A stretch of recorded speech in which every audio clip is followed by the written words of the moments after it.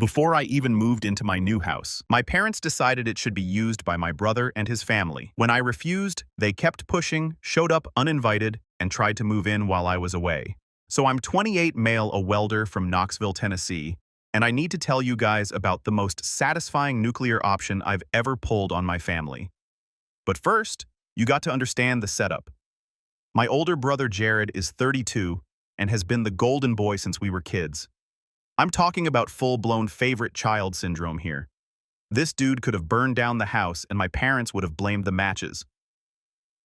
Let me paint you a picture with just 2 moments that'll tell you everything you need to know about the family dynamics. I was 14 working weekends at Ace Hardware making $7.25 an hour, saving every penny for 6 months to buy a PlayStation 3. 6 freaking months of dealing with contractors asking me where the left-handed screwdrivers were kept, all so I could save up $400 for this console. The day I finally have enough money, I come home to find Jared, who's 17 and hasn't worked a day in his life, playing on a brand new PS3 in the living room. "Oh, your father and I thought Jared deserved something nice for getting a C+ in chemistry," Mom says, not even looking up from her cooking show. You understand, honey. Jared has been struggling. The kid had been failing chemistry because he spent every class period texting girls and vaping in the bathroom. Meanwhile, I'm pulling A's and B's while working weekends. And somehow, that makes me less deserving of a freaking video game console. "What about my money?" I asked. "Well, now you can save it for something more practical," Dad chimed in. "Maybe some new work boots."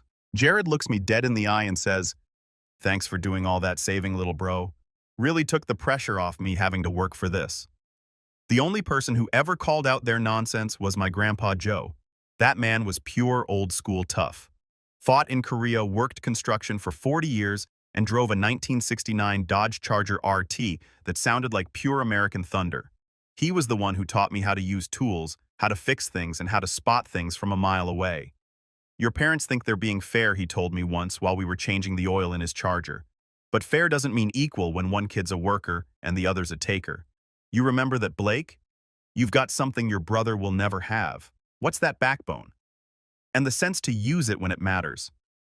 When Grandpa passed during my junior year of high school, he left me that Charger. Mom and Dad immediately started pressuring me to sell it. "That car is worth money. It's just going to sit there and rot. What's the point?" The point was that it was mine. The first thing in my life that was truly, completely mine. I kept that car in storage, paying the $45 monthly fee out of my Ace Hardware paychecks. And every month when I wrote that check, I thought about Grandpa's words. Now let me tell you about the college thing. I'm getting ready for college, busted my butt through high school shop classes, worked nights at the hardware store helping contractors find the right bolts and explaining why they needed galvanized screws for outdoor projects, got accepted to University of Tennessee, figured I'd live at home to save money like a responsible adult. Jared had gone to Vanderbilt, his dream school, and my parents covered everything. Tuition, room board, even his frat dues so he could play beer pong and network with other trust fund babies. So naturally, I assumed they'd help me out too. Wrong. Dead wrong. I'll never forget this conversation. I'm sitting at the kitchen table, acceptance letter in hand, ready to talk logistics. Mom's making her famous pot roast and I bring up college expenses. "If you're staying here, you'll need to contribute," she says casually as discussing the weather. Jared earned his full ride from us because he deserved it. "You need to learn independence. Contribute." Turned out that meant $350 a month for rent and utilities plus buying my own groceries. That might not sound like much until you're an 18-year-old college freshman making minimum wage and trying to afford textbooks. I tried to argue and reminded them how they'd covered everything for Jared, how he'd never worried about money while pledging Sigma Chi and posting Instagram stories from Nashville rooftop parties. Mom just shrugged. "We gave Jared what he needed. You're different, Blake. You're independent. You'll figure it out." So I did picked up extra shifts at Ace Hardware, sometimes working until midnight stocking shelves and helping weekend warriors find their paint supplies. I'd walk past the campus Starbucks every morning watching other students grab their $6 lattes and breakfast sandwiches while I nursed my thermos of home-brewed coffee and ate peanut butter banana sandwiches I'd made at 6 o'clock a.m. Every month, I'd hand over that $350 to my parents while Jared called home complaining about how the dining hall wasn't organic enough. They'd actually send him care packages. I found the receipt once.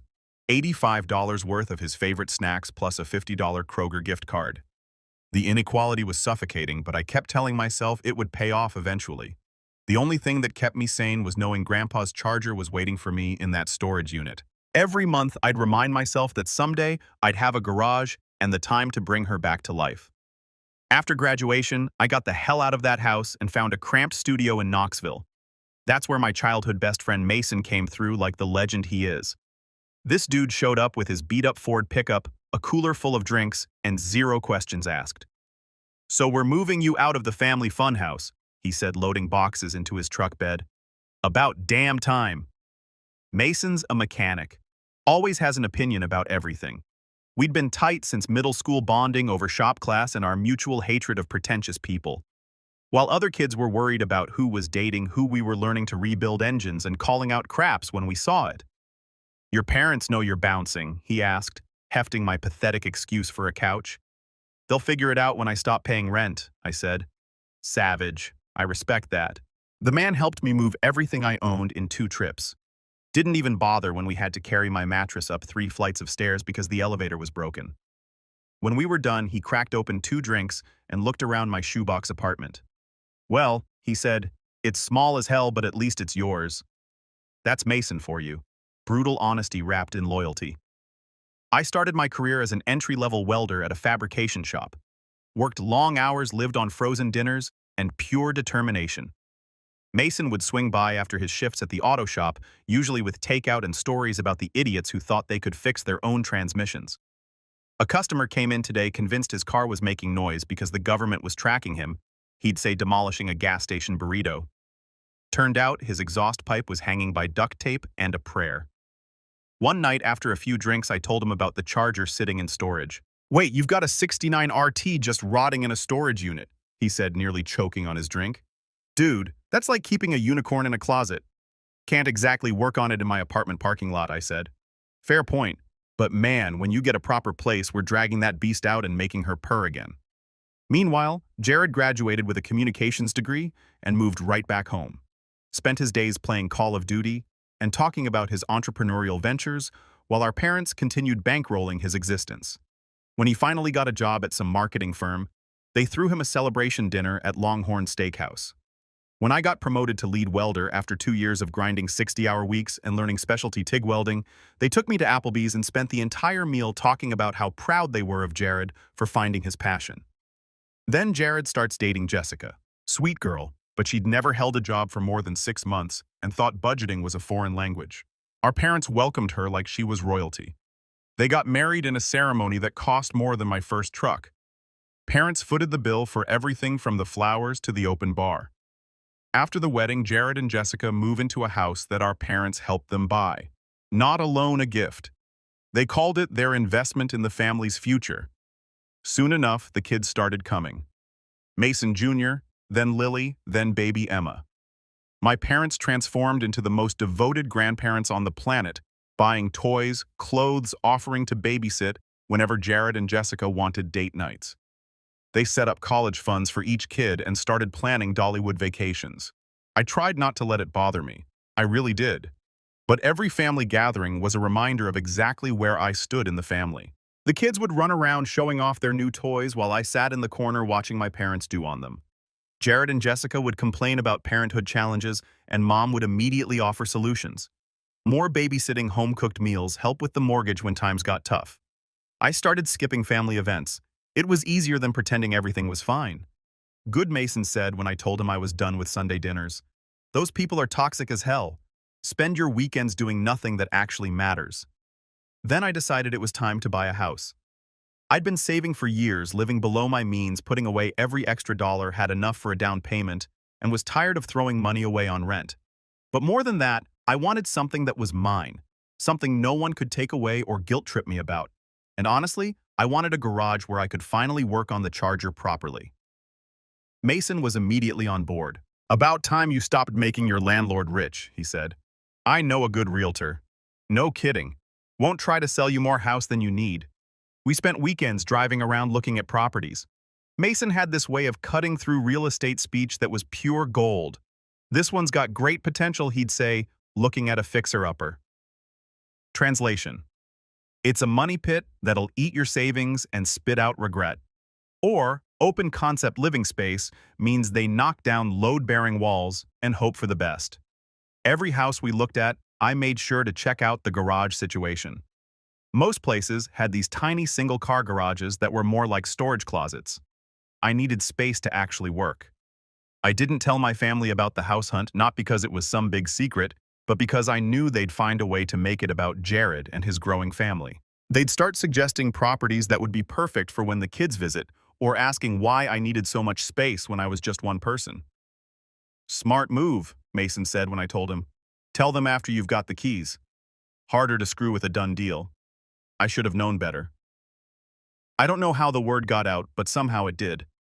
My co-worker Sandy, one of those people who treats other people's business like personal entertainment, mentioned to someone at her church group that I was house hunting that someone happened to be Jessica's cousin. Before I knew it, the news had traveled through the family grapevine faster than gossip at a high school reunion. The call came on a Thursday evening. I was at my workbench cleaning my welding equipment when my phone rang. "Blake." Mom's voice was unnaturally cheerful. "Why didn't you tell us you're looking for a house?" I should have played dumb, but I was exhausted and didn't have energy for games. "I'm just browsing around. Nothing serious yet." "Well, Jared and I have been talking, and we have some wonderful ideas for you. You're going to need something with at least 5 bedrooms for the kids when they visit. And it would be perfect if you could find something near Jared and Jessica's neighborhood." I stared at my welding helmet trying to process what she just said. "Mom, I don't need 5 bedrooms. I'm looking for something small just for me." "Oh, honey, you have to think bigger than that. This is a chance to really help the family. The kids are getting older, and Jared and Jessica's house is getting cramped. If you had a nice big place, they could visit more often, and we could all spend more time together." I rubbed my temples, feeling a headache coming on. I'm not looking for a place for Jared's family to visit. I'm looking for a place for me to live. "Don't be silly, Blake. Family is what matters most. You'll want space for everyone." After I hung up, I called Mason immediately. "They want you to buy them a house," he said after I explained the conversation. "Not yourself, them. They want you to be the bank and the bellhop. It's insane, right? Beyond insane. It's some next-level parasitic behaviors. How much you want to bet they've already picked out which rooms the kids are getting?" The next day, house listings started flooding in. Mom and Jessica had apparently appointed themselves as my personal real estate team, sending me links to massive houses with swimming pools, guest suites, and price tags that made my eyes hurt. Every single one came with detailed explanations about how perfect it would be for family gatherings. "Look at this one." Jessica texted with a link to a 6-bedroom colonial. "The kids would love that backyard, and there's even a separate entrance for the in-law suite." I muted the group chat and kept looking on my own. Mason and I found it after weeks of searching a beautiful 2-bedroom ranch house in Powell, about 20 minutes from downtown Knoxville. It had a covered front porch, original hardwood floors, and a kitchen that got perfect morning light. The backyard was just big enough for a vegetable garden, and there was a den off the living room that looked like it had been designed specifically for watching Sunday football. But the real selling point, a 2-car garage with a workbench, proper electrical, and enough space to actually work on a car. "This is it," Mason said, walking through the house with me. "Good bones, solid foundation, and best of all, only 2 bedrooms. Can't fit a whole damn commune in here." "Check out this garage," I said, running my hand along the workbench. I could finally bring the charger home. "Now you're talking. That baby's been locked up long enough." I put in an offer that same day. When it was accepted, I felt a rush of pure joy. This was it. This was mine. "Congratulations, homeowner," Mason said, shaking my hand outside the realtor's office. "Now the real fun begins, keeping the vultures away from your nest."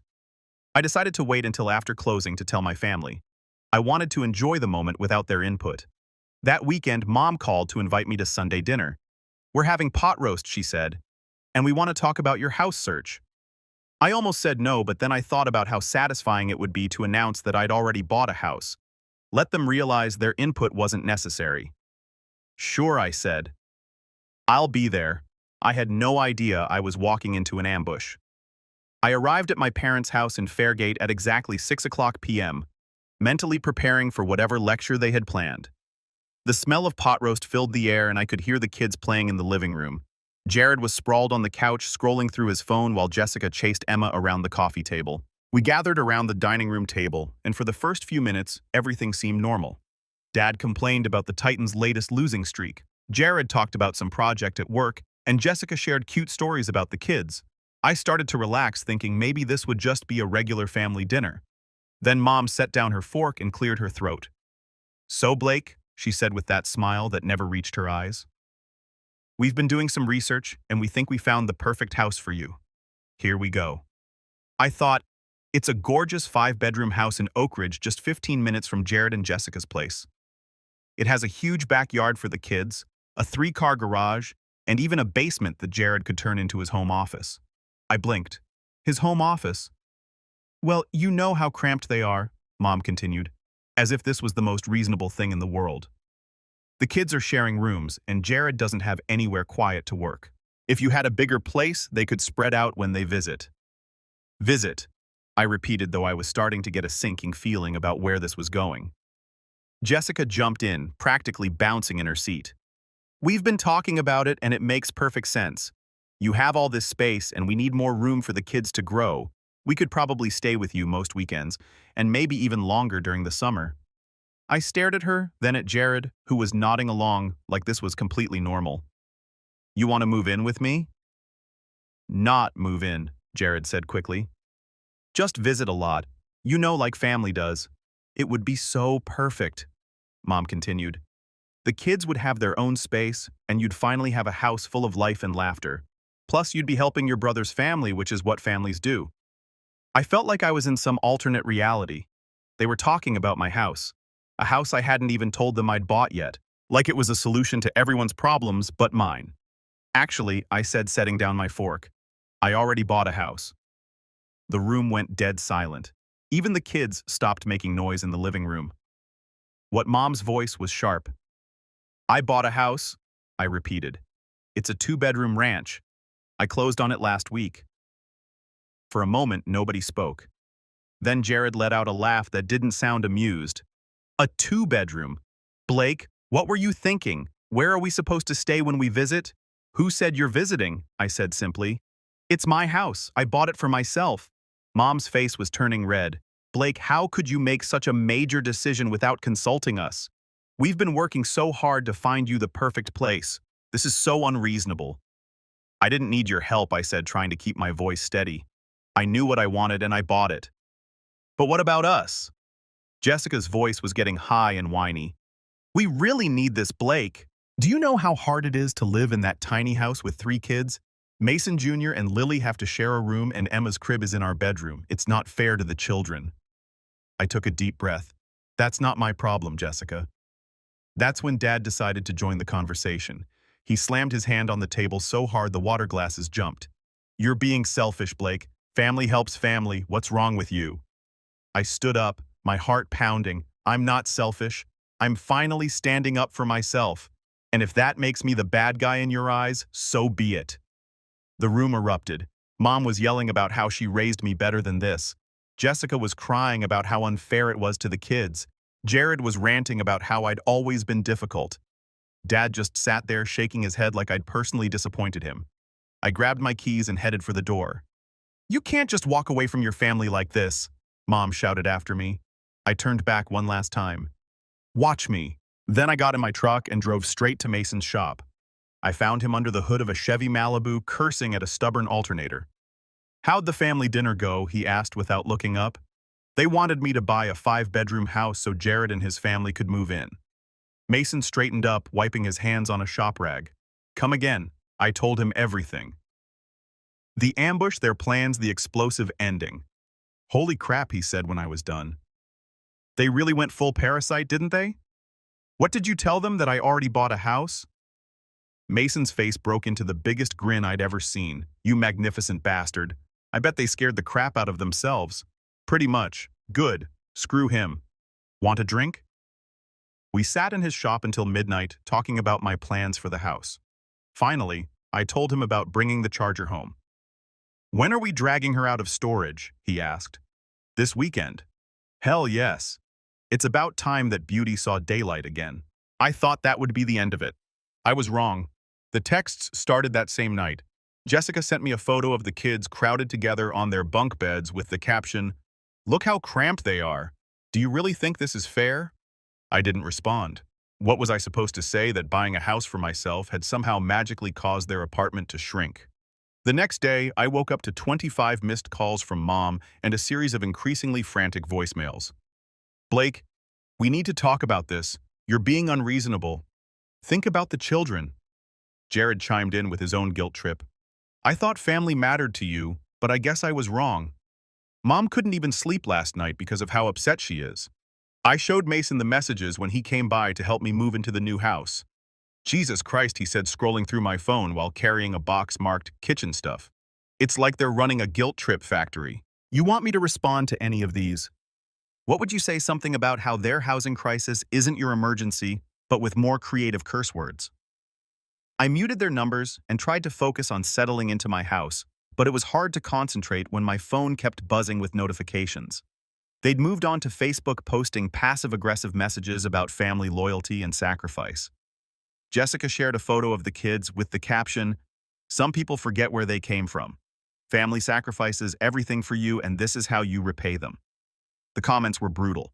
People who didn't know the full story were calling me selfish and ungrateful. My own aunt, who I hadn't spoken to in years, called to lecture me about putting family first. "I heard about what's happening with Jared," she said. "Can't you find it in your heart to help family comes first, Blake?" This was the same aunt who'd forgotten my birthday every year growing up. But sure, now she wanted to talk about family loyalty. I blocked her number and kept going, but the harassment was taking its toll. "You know what your problem is," Mason said, "installing new locks on my front door without me even asking? You're playing defense when you should be playing offense." "What do you mean?" "I mean, you're letting them control the narrative. They're telling everyone you're the person who abandoned your family. Time to tell your side, but I wasn't ready for that yet. I kept hoping they'd just move on. And honestly, why waste my time on that? I didn't care." The weekend after I moved in, Mason showed up with his truck and trailer. "Today's the day," he said. "Operation Charger Liberation is a go." We drove to the storage facility in comfortable silence. When I rolled up the metal door and saw Grandpa's car sitting there under a dusty tarp, I felt something crack open in my chest. "Damn," Mason said softly. "She's beautiful." We pulled off the tarp and even covered in 3 years of dust. The Charger was stunning. B5 blue metallic paint that still had depth under the grime, chrome bumpers that needed polishing but weren't rusted, and those classic rally wheels that made every muscle car look badass. "She's going to need some work," I said, running my hand along the fender. "But the bones are solid. That's what weekends are for," Mason said, hooking up his trailer. "Let's get her home." Loading the car was emotional in a way I hadn't expected. This was the last piece of Grandpa I had, and finally bringing her to a place where I could work on her felt like honoring his memory. When we got her into my garage, Mason cracked open 2 drinks, and we just stood there looking at her. "Your grandpa had good taste," he said. "What's the plan? Get her running first, then we'll see what she needs." That became our Saturday routine. Mason would show up with coffee and donuts. We'd spend the morning working on the Charger and then sit on my back porch drinking and talking about everything from work to family to whatever game was on TV. The car became our therapy. Every bolt we turned, every part we cleaned or replaced, was another step away from the family drama and towards something that was purely ours. Mason had a way of making even the most frustrating mechanical problems seem manageable. The carburetors flooded again, he'd say, not looking up from the engine bay. But that's just her way of saying she missed us. Working on the Charger gave me something to focus on besides the constant harassment from my family. When my phone buzzed with another guilt trip text, I could just go work on the car instead of spiraling into anger. The breaking point came when Jared and Jessica showed up at my house uninvited. I was in the garage with Mason trying to get the Charger's engine to turn over for the first time in 3 years when I heard car doors slamming in my driveway. I looked up to see all 3 kids running toward my back gate while Jared and Jessica followed behind carrying overnight bags. Surprised, Jessica called out cheerfully, "We thought we'd come for a visit." Mason and I exchanged a look. He quietly reached for his phone to document everything. I stood up, wiping my hands on a shop rag. "I don't remember inviting you." "Come on, Blake," Jared said, rolling his eyes. "We're family. We don't need formal invitations." "Actually, you do," I said, blocking their path to my back door. This is my house. Don't be like that, Jessica said. The kids have been so excited to see your new place. Look how happy they are. Mason Jr. and Lily were indeed running around my yard, but they were trampling my herb garden and pulling flowers out of the planters I just arranged. Little Emma was sitting in my tomato patch making mud pies with the dirt I'd just prepared. Get them out of here, I said, my voice dangerously calm. They're just kids, Jared said. They're not hurting anything. They're destroying my garden. Get them out now. Why are you speaking like that, bro? Jared looked up from his phone. Get out of my house. Get out of my yard. Take your kids and leave. You're being ridiculous. Jessica sobbed. We drove all the way over here. I didn't ask you to come. I didn't invite you. This is my house and I want you gone. Fine, Jared said, finally looking annoyed. But don't expect us to keep trying to include you in this family. You're making your choice. Yes, I said I am. They left, but not before the kids had tracked mud through my house and Emma had broken one of my picture frames. I spent the rest of the day cleaning up the mess. Mason helped without being asked. And when we were done, we went back to the garage. Want to take your frustrations out on this carburetor, he said, handing me a wrench. She's being stubborn as hell. That night, after Mason left, I sat in the garage looking at the charger and thinking about Grandpa. He would have told those people to go to hell years ago. Maybe it was time I started channeling more of his backbone. After I changed my number and blocked them on social media, the harassment stopped for a while. Mason and I spent weekends working on the house building, raised garden beds to replace what the kids had destroyed, fixing up the den, installing a new ceiling fan in the bedroom. But our main project was the charger. We got her running after 3 weeks of weekend work. And the first time that 440 roared to life, I swear I felt Grandpa smiling somewhere. Listen to that, Mason said, grinning as the engine settled into a smooth idle. That's the sound of freedom right there. I started to hope that maybe they'd finally gotten the message.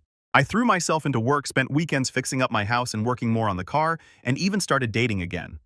I felt like I could breathe. That's when Mom showed up at my door with a peach cobbler and a smile that didn't reach her eyes. Hi, honey, she said, like we just talked yesterday instead of weeks ago. I thought I'd stop by and see how you're doing. Stupid move. I let her in. She set the cobbler on my kitchen counter and looked around the house like she was taking inventory. This is lovely, Blake. You've done a wonderful job. Thanks, I said, waiting for the other shoe to drop.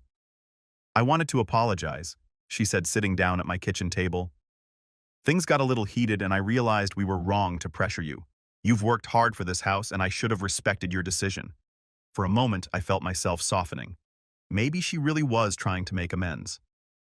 I've been thinking, she continued.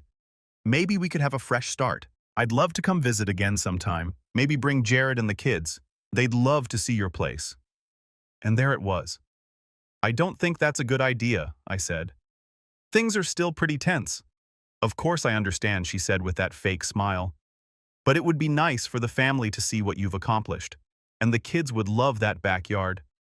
I noticed how her eyes kept darting around the room like she was measuring the space. How she asked detailed questions whether I had a spare key hidden anywhere. After she left, I couldn't shake the feeling that something was off. The timing seemed too convenient. She'd spent weeks harassing me, and the second I cut them off, she suddenly wanted to make peace. I decided to trust my instincts. Mason had already installed the security system and I made sure all my windows were secure. 3 days later, I found out why. I'd gone out to run errands Walmart Lowe's picking up a new starter for the charger. Normal Saturday morning stuff. I got home around noon, arms full of shopping bags, and immediately noticed Jared's SUV parked in my driveway. My heart started racing. I fumbled with my keys trying to get the door open, and that's when I heard them inside. Voices, laughter, the sound of kids running around. I pushed open the door and found Jared, Jessica, and all 3 kids making themselves at home in my living room. They'd brought luggage. They were unpacking. What the hell is going on? I demanded. Oh, hey, Blake, Jared said, like this was perfectly normal. We decided to move in while you were out. Mom gave us her key. What key? I stared at him. Are you insane? Don't be dramatic, Jessica said, pulling clothes out of a suitcase. We really need the space and your house is perfect for us. Mom said you'd understand. Mom doesn't live here, I shouted. I do. Look, Blake, Jared said in that condescending tone he'd perfected as a kid. You're single. You don't need all this space. We have 3 kids. It makes sense. I pulled out my phone and started dialing 911. Seriously, Jessica said, "You're calling the cops on your own family." "Watch me," I said.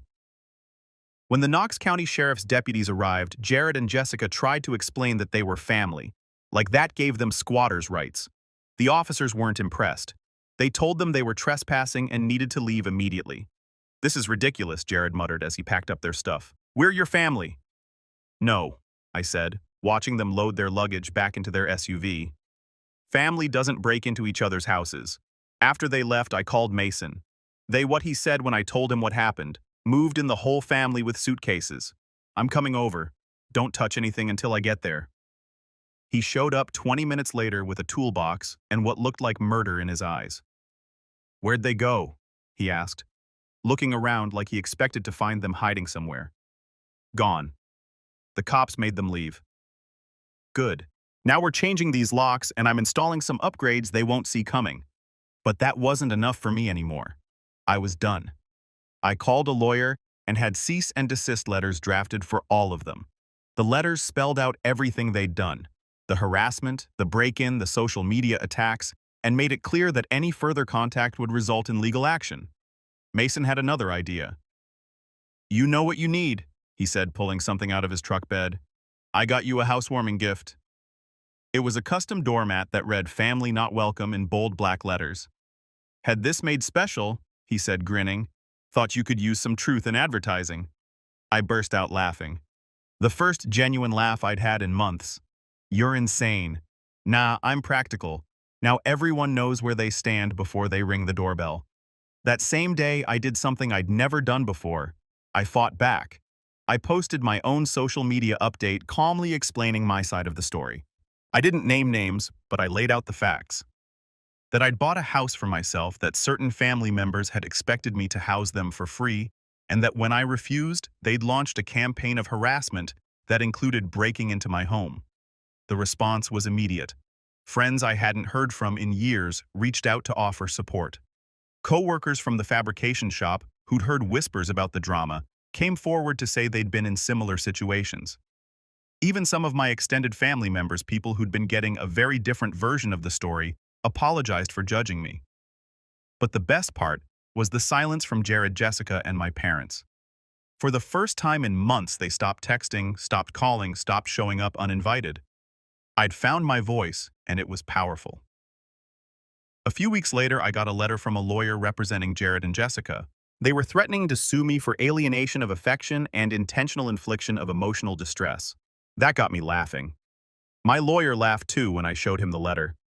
"This is ridiculous." He said, "They don't have a case. If anything, you could sue them for harassment and trespassing." I considered it. I really did. But in the end, I decided I'd rather spend my energy building my new life than tearing down their old assumptions. That weekend, Mason showed up with Chinese takeout and a cooler full of drinks. "Celebration dinner," he announced. "You officially survived your family trying to destroy your life. That calls for generals and cheap drinks." We sat on my back porch eating lo mein and watching the sunset over my perfect little yard. The next morning, we were back in the garage working on the Charger. We'd gotten her running, but now we were working on the details. New brake pads, fresh fluids polishing the chrome until it gleamed like new. "Your grandpa would be proud," Mason said, buffing out a scratch on the passenger door.